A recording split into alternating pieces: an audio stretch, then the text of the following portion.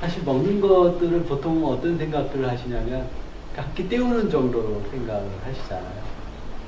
물론 저도 옛날에 그렇게 살아왔고요. 공부를 하다 보니까 이것만큼 중요한 게 없더라라는 것들을 이제 알게 돼요. 미종자의 좋은 돌연변이를 가지고 접종을 했잖아요. 이거는 그게 아니에요. 완전히 달라요. 쉽게 얘기하면 세균의 유전자를 그 밀에다가 집어넣는 거, 뭐 이런 식이죠.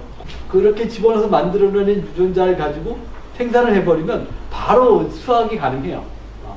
굉장히 빠르죠. 근데 빠르다는 건 뭐죠? 이 자연과 적응할 기회가 없어요. 그러니까 어떻게 어떤 문제가 일어날지 몰라요. 그게 문제인 거죠. GMO 식품들은 굉장히 많아요. 이게 우리에게 가장 크게 문제되는 게 현재 콩, 옥수수, 카놀라유. 카놀라유도 다 그냥 GMO다라고 생각하시면 돼요. 그래서 국민 1인당 소비량을 보면 GMO를 20kg를 콩을 먹는 거예요. 20kg. 20kg면 작은 양 아니죠. 꽤 많은 거예요.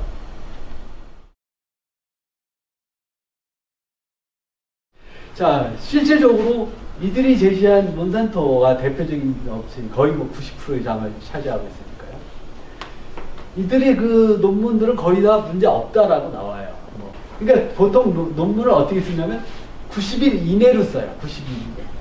근데 그 90일 이내라고 하는 것은 인간으로 따지면 7년에서 8년밖에 안 돼요, 기간이. 그러면 계속 더 먹으면, 예를 들어 10년 동안 먹으면, 또는 20년 동안 먹으면 어떻게 될 거냐는 논문을 안 내놓는 거죠. 앞으로 이 GMO 논쟁을 할 때는 이 연구의 그 기간이 중요하다는 걸 우리가 또 알고 있어야 되고요.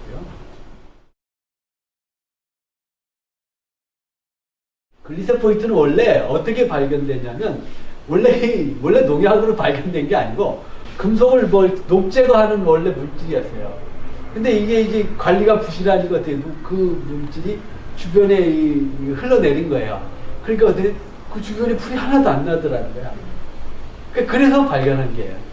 그래서 글리세포이트도 역시 불안증이라든지 이런 상관관계가 있다, 질병과 연관되어 있다. 아까도 살펴봤듯이 자기의 그 종자를 뿌리기 위해서 마지막 죽기 전에는 그렇게 수확량이 굉장히 커진다고 하더라고요. 밀 재배할 때도 일부러 제초제를 뿌려서 죽여버려요. 너무 많은 농도를 죽여요.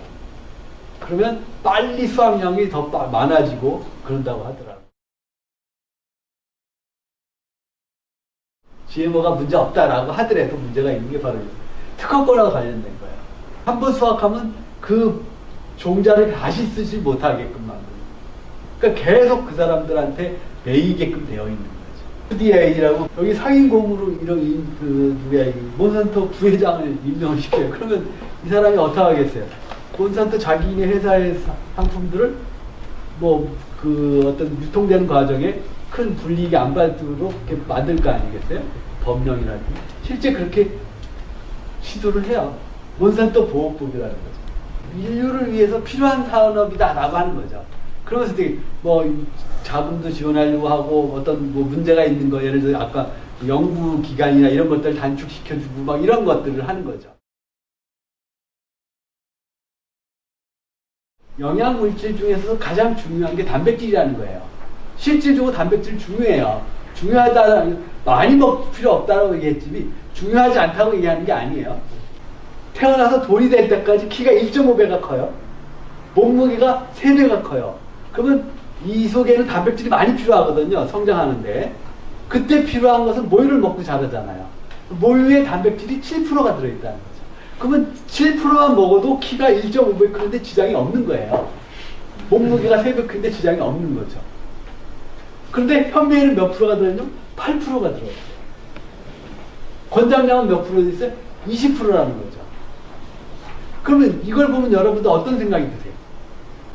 축사라고 살리기 위해서인 거예요. 많이 먹어야 되잖아요. 3배를 먹어야 되잖아요. 채식에 단백질이 없다라고 하는 것은 누가 만들었느냐? 축산업자들이 만드는 거예요. 그러니까 여러분들이 이제까지 자녀들을 무엇으로 키웠어요? 가축으로 키운 거예요. 영양학적 개념에서는. 단백질 많이 먹어야 돼. 많이 먹어야 돼. 이렇게 해서 커는 거예요.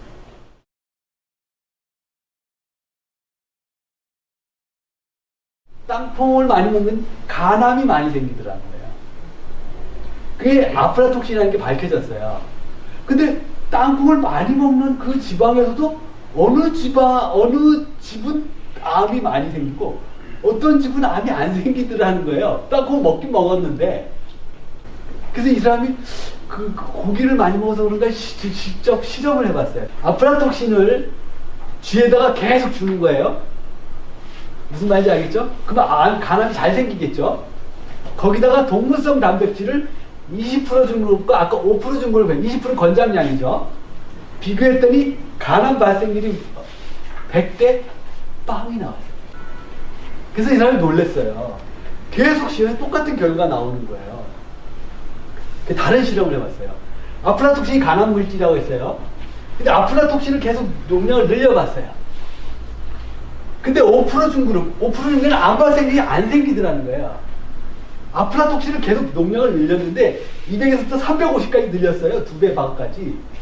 그래도 암이 안 생기더라는 게 간암. 그런데 20%준 그룹에서는 물론 처음부터 높았지만 계속 더 높아져요. 그러면 여러분 간암의 원인인 물질이 뭐예요? 아프라톡신이? 아니라니까요. 그 말은 뭐죠? 아프라톡신이 영향을 주지만 동성 단백질을 먹느냐 안 먹느냐에 따라서 결정이 되어버린다는 거예요.